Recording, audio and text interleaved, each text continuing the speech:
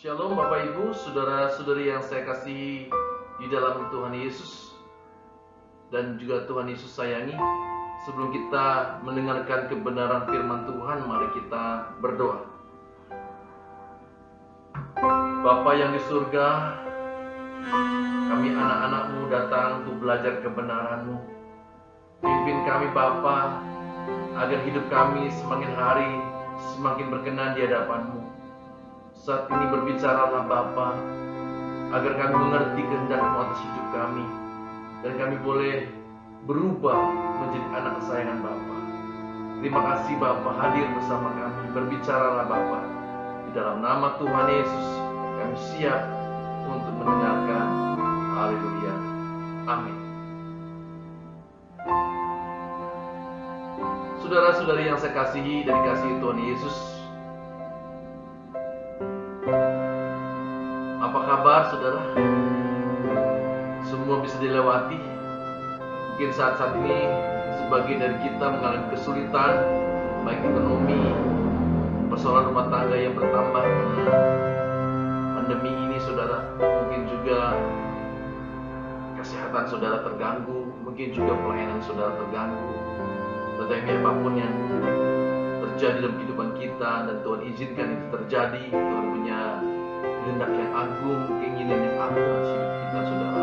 Satu hal yang pasti, bahwa Tuhan ingin agar kita tidak nyaman di bumi ini, dan mengharapkan hati kita terarah pada langit baru, bumi baru, dan memang menggoncangkan terus-menerus bumi ini, agar kita orang percaya yang dipersiapkan menjadi anak-anak kesayangan yang tidak nyaman di bumi ini, sehingga kita tahu kita harus berkemas-kemas untuk pulang saudara.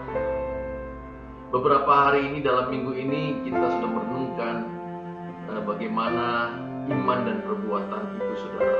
Dan hari ini saya mengajak kita merenungkan kembali ada dua hal yang dianggap orang itu kontroversial saudara. Dua ayat yang bertentangan padahal tidak. Ayat yang pertama Efesus pasal 2 ayat 8 sampai 9. Di sana dikatakan, sebab karena kasih karunia kamu diselamatkan oleh iman. Itu bukan hasil usahamu, tetapi pemberian Allah. Itu bukan hasil pekerjaanmu. Jangan ada orang yang memegahkan diri. Lalu dipertentangkan dengan Yakobus pasal 2 ayat 24. Jadi kamu lihat bahwa manusia dibenarkan karena perbuatan-perbuatannya, dan bukan hanya karena iman saudara.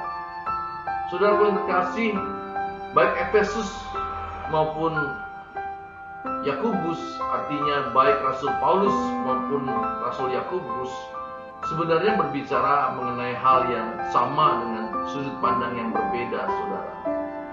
Dalam Efesus pasal 2 tadi di ayat 8-9, Rasul Paulus sebenarnya konteksnya berbicara mengenai perbuatan menurut hukum Taurat. Kalau kita lihat dibandingkan kita dengan umat Israel yang mentaati hukum Taurat, bagi umat Israel mentaati hukum Taurat adalah jalan untuk memperoleh keselamatan saudara.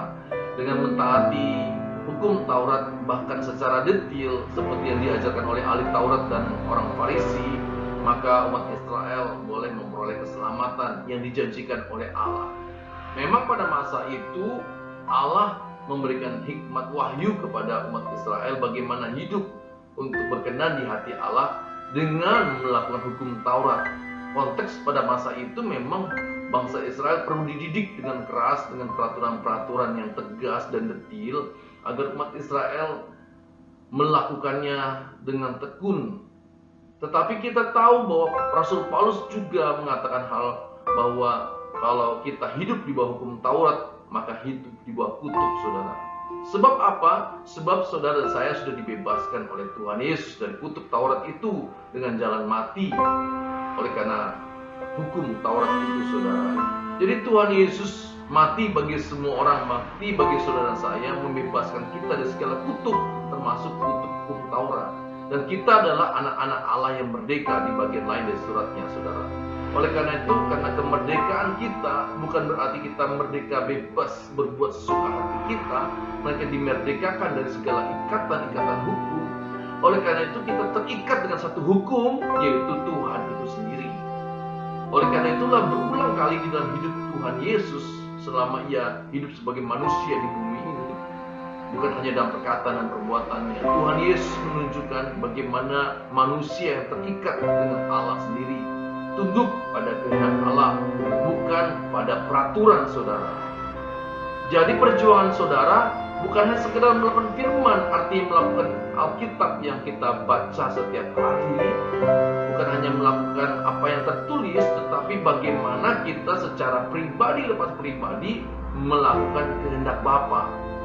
Secara spesifik, kehendak Bapa atas saudara dan kehendak Bapa atas saya itu berbeda saudara, masing-masing dengan situasi dan kondisi masing-masing, dengan kasusnya masing-masing saudara.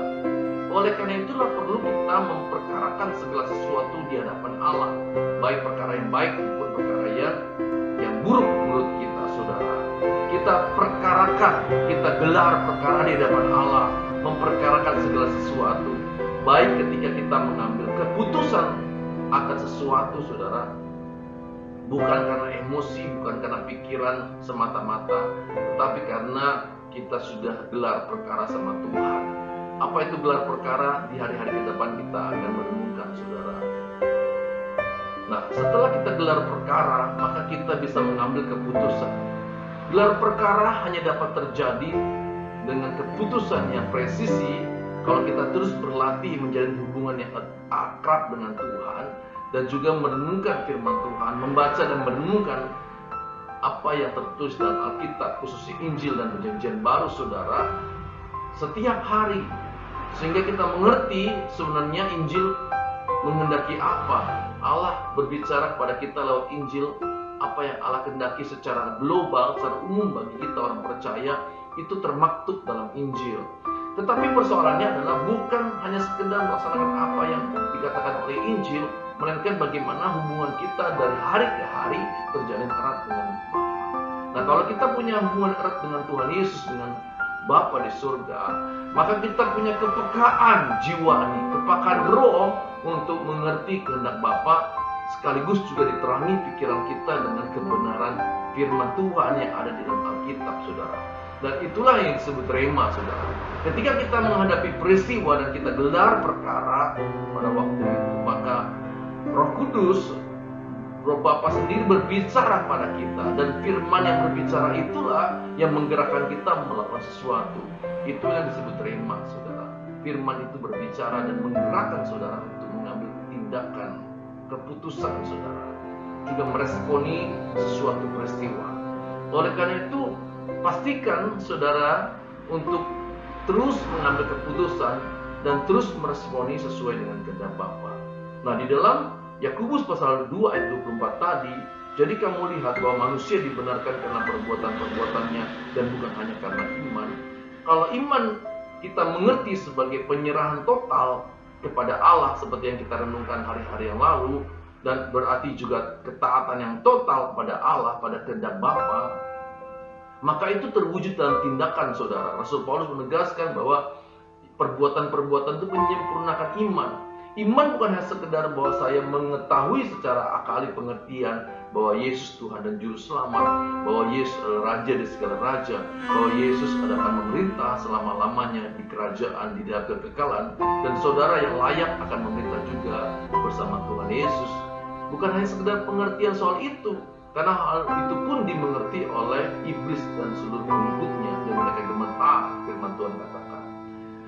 Bukan hanya sekedar keyakinan saudara, keyakinan pribadi di mana kita berdoa dengan penuh keyakinan bahwa ada kuasa di dalam nama Tuhan Yesus. Bukan hanya kita penuh keyakinan bahwa Allah melindungi kita dan menjaga kita juga di dalam peristiwa pandemi corona ini saudara. Bukan hanya sekedar keyakinan yang teguh, tetapi lebih dari itu, bahwa iman itu adalah penyerahan secara total. Jadi seluruh hidup kita, seluruh tindakan kita, seluruh apa yang kita miliki adalah milik Tuhan. Semuanya adalah milik Tuhan karena kita sudah ditebus dan harga yang lunas dibayar.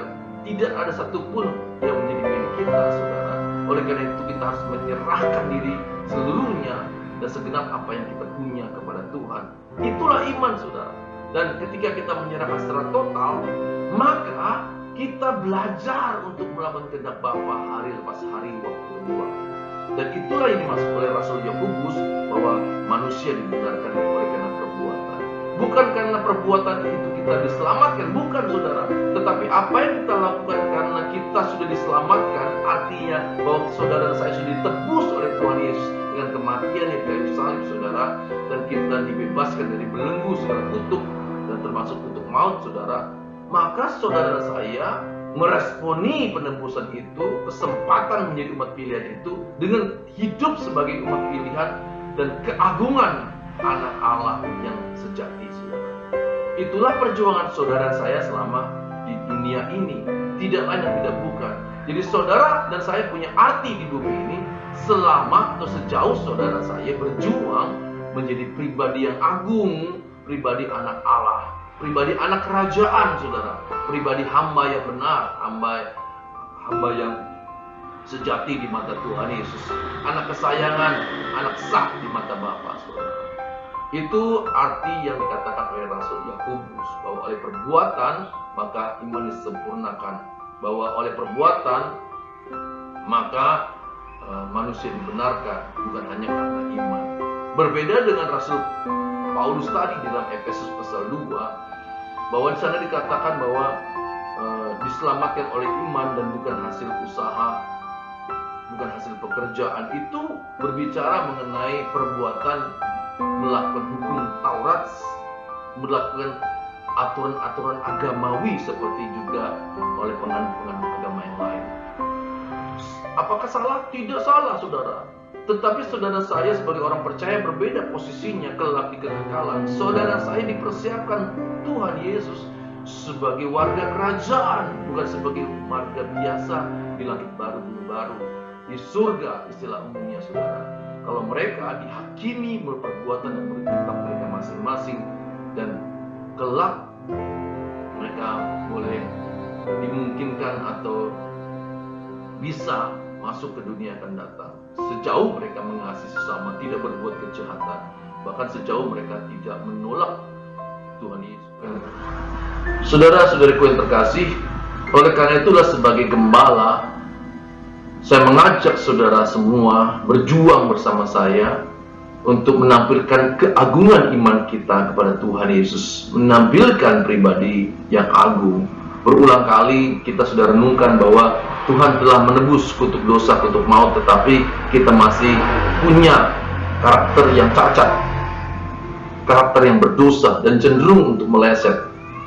Dan perjuangan saya dan saudara adalah bagaimana kita melepaskan diri dari karakter yang cacat itu, melepaskan manusia lama menurut Rasul Paulus, melepaskan manusia yang lama dan mengenakan manusia baru, mengenakan kodrat ilahi menurut Rasul Petrus. Itulah perjuangan saudara saya, dan itu tidak mudah. Itu mengakibatkan penderitaan, saudara, di mana orang sedang senang-senangnya dalam percintaan dunia, senang-senangnya menikmati dunia yang indah ini dengan segala macam fasilitasnya. Saudara diminta untuk tidak melekat dengan dunia ini. Di saat dunia seenaknya berbuat dosa dengan kehendak bebas mereka melakukan segala hal sesuka hati mereka, bahkan kejahatan pun semakin meningkat dan semakin buruk. Saudara dan saya diminta Tuhan untuk hidup tak bercacat, tak bercela, saudara. Saudara diminta Allah, diminta Tuhan Yesus untuk mempunyai karakter agung di antara semua manusia yang ada. Tetapi Roma pasal 8 ayat 17 di sana dikatakan, saudara saya adalah ahli waris ketika saudara menderita bersama Kristus dan pada akhirnya dimuliakan bersama Tuhan Yesus. Mari kita berjuang bersama-sama, saudara, bersama saya. Kita berdoa. Bapa yang di surga, terima kasih. Sekarang kami mengerti bahwa bukan karena melakukan hukum kami diselamatkan, melainkan karena Engkau telah menebus kami dengan darah yang mahal, dengan kematian Tuhan kami Yesus Kristus di kayu salib, sehingga kami menjadi manusia yang merdeka untuk melakukan kehendak-Mu Bapa. Ketika kami percaya kepada Tuhan Yesus sebagai Tuhan dan Juru Selamat dan diberi kesempatan sebagai umat pilihan, Kau menghendaki kami untuk hidup dengan keagungan anak Allah, keagungan anak kerajaan. Bapa, pimpin kami dengan Roh Kudus-Mu. Kami tahu Bapa, kami masih banyak kemelesetan yang kami lakukan. Ampuni Bapa, kami mohon pengampunan-Mu. Beri kami kesempatan di sisa hidup kami Bapa, agar hidup kami semakin hari semakin berkenan di hadapan-Mu, sehingga kelak kami boleh disebut anak kesayangan Bapa. Terima kasih Bapa, kami serahkan hidup kami, keluarga kami ke dalam tangan-Mu. Di dalam nama Tuhan Yesus, kami serahkan usaha pekerjaan dan pelayanan kami ke dalam tangan-Mu. Di dalam nama Tuhan Yesus, di dalam nama Tuhan Yesus, kami akhiri ibadah kami Bapa, permenungan kami. Haleluya, amin. Saudaraku yang terkasih, kita akhiri dan terimalah berkat yang besar dari Bapa Surgawi, kasih karunia dan sejahtera dari Tuhan Yesus Kristus, dan persekutuan manis dari Roh Kudus kita terima hari ini sampai Maranatha, di mana Tuhan Yesus menjemput kita kembali. Kita terima berkat yang besar, sama-sama katakan amin.